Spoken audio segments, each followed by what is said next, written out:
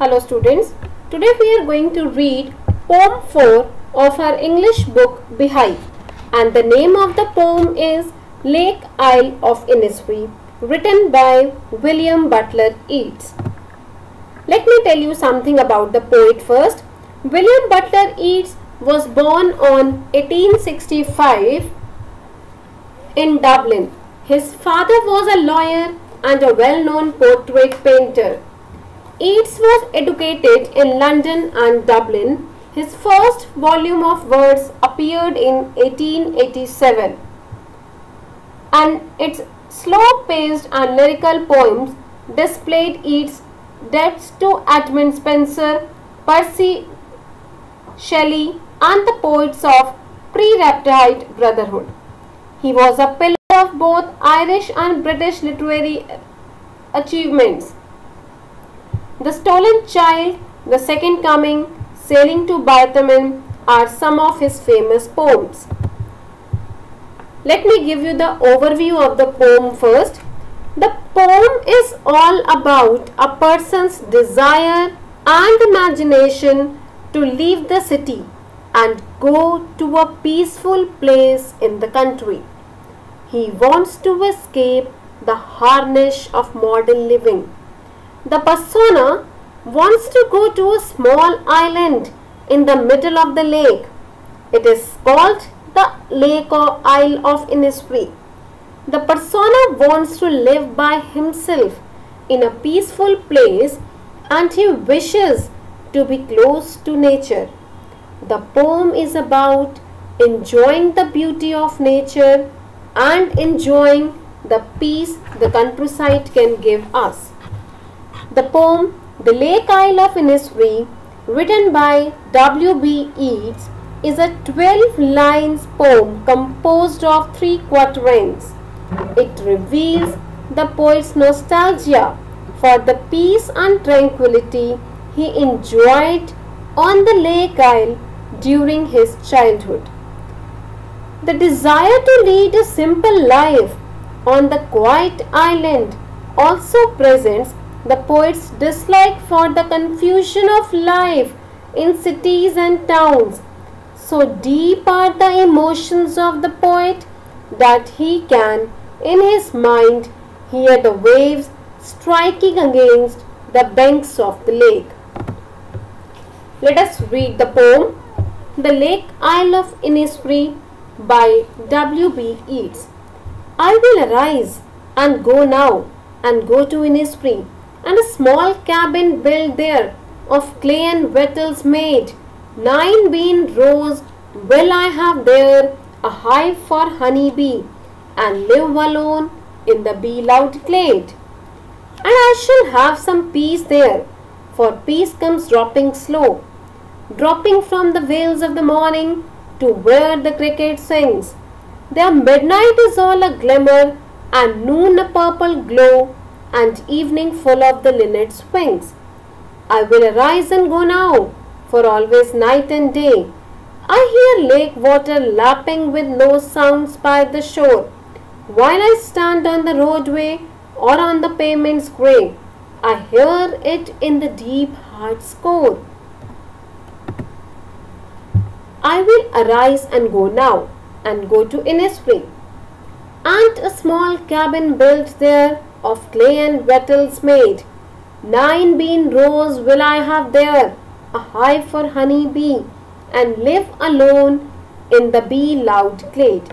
In the first stanza, the poet shows that the poet has a strong desire to go to the beautiful and calm Isle of Innisfree in the Lay Loughgill in the county Sligo in Ireland. He declares that he will get up and leave for Innisfree, where he will build for himself a small cottage, and in the cottage, and this cottage will be built with clay and twisted sticks. Wattles basically are the twisted sticks. He would like to be self-sufficient. He didn't want anybody else there, and that is why he wants to grow only 9 bean rows So he imagines a garden with exactly 9 rows of beans and honey from his own honeycomb. He wants to lead a solitary life with bees buzzing loudly in the open glade, far away from the madding crowd. Let us see the rhyme scheme of the poem. For the rhyme scheme, I earlier also told you that we are supposed to see the last words of the lines. In the first line we have Innisfree, in second line we have made, in third line be, and in fourth line it is glade. So let us see the rhyme scheme. For Innisfree we are going to write small a, for made small b, because Innisfree and made, they are totally different. There is no rhyme scheme between them. That is why for Innisfree we are going to write a and made b. B and Innisfree, there is a rhyme. They are rhyming words. So we can say we are going to write a. Made and glade, they are again rhyming words. So we are going to write b. So the rhyme scheme of this stanza is AB, AB. Now we have got one more poetic device here, and that is alliteration basically. Alliteration, as I already told you, is a repetition of consonant sounds at close intervals. The repetition may be at the beginning of successive words or within the words. So that is known as alliteration.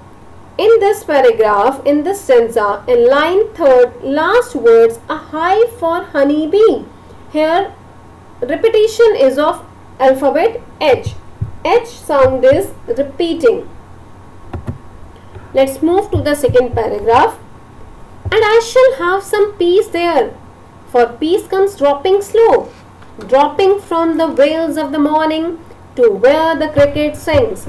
And midnight is all a glimmer, and noon a purple glow, and evening full of linnet's wings. In this stanza, the poet wants to go to the Isle of Innisfree because he believes that he will enjoy complete peace of mind in this beautiful island. Life there is calm and slow-paced. In this island, peace remains from morning till evening when the cricket sings. Innisfree, morning is calm, midnight is bright, and the glimmer of stars and moons and the noon time, basically the midday, is bright with the glimmer of stars, and the moon and the noon time has a bright purple glowing light. The evenings on the island are made beautiful by the fluttering wings of linnets. Let us see the rhyme scheme again. So the last words, as I told you, slow, sings, glow and wings. To slow I have given A, sings B, glow again A, wings B. So the rhyme scheme is AB, AB. Now let us see the poetic device. In this stanza we have used metaphor. Now again you people are going to ask, what is metaphor? But a metaphor is a figure of speech in which two unlike objects are compared by identification or by substitution of one another. It differs from a simile, as in simile we are going to use the words as and like for comparison, whereas in metaphor we don't use words like as or like. Okay, so in this stanza metaphor is veils of the morning. Again, veils of the morning is also a personification. Two poetic devices have been used in the same line. Veils of the morning, metaphor and personification, because here poet is giving human attributes to something non-living thing. Let's move to the third paragraph. I will arise and go now, for always day and night. I hear lake water lapping with low sounds by the shore, while I stand on the roadway or on the pavement grey. I hear it in the deep heart score. In the third stanza, the poet repeats his initial desire to go to the Isle of Innisfree because such his nostalgia that he can hear the music produced by the waters of Innisfree all day and night. When the poet stands on the cemented roads and cold, hard pavements in the middle of the traffic, he hears the sounds of the waves lapping on the shore in the depth of his heart. Now, the rhyme scheme: day, shore, grey, core. For day we have used A, shore B, grey again A and core B. So the rhyme scheme is AB, AB. Now again, poetic device metaphor, deep heart score, and one more device, imagery.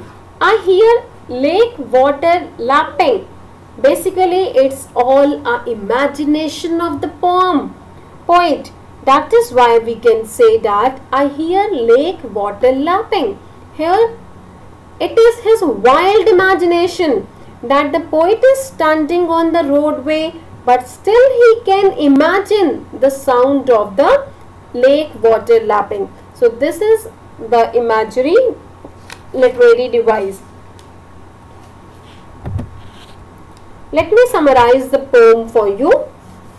This poem is a wonderful creation of the poet William Butler Yeats. The poet used to live at Innisfree during his childhood. The lyric explores the poet's wish for the peace and tranquility of Innisfree. The Lake Isle of Innisfree expresses the idea that nature provides an inherently restorative place to which human beings can go to escape the chaos and corrupting influences of civilization. Thank you for watching this video. I would like to summarize it with a beautiful saying by W.B. Yeats. Happiness is neither virtue nor pleasure, nor this thing nor that, but simply growth. Thank you.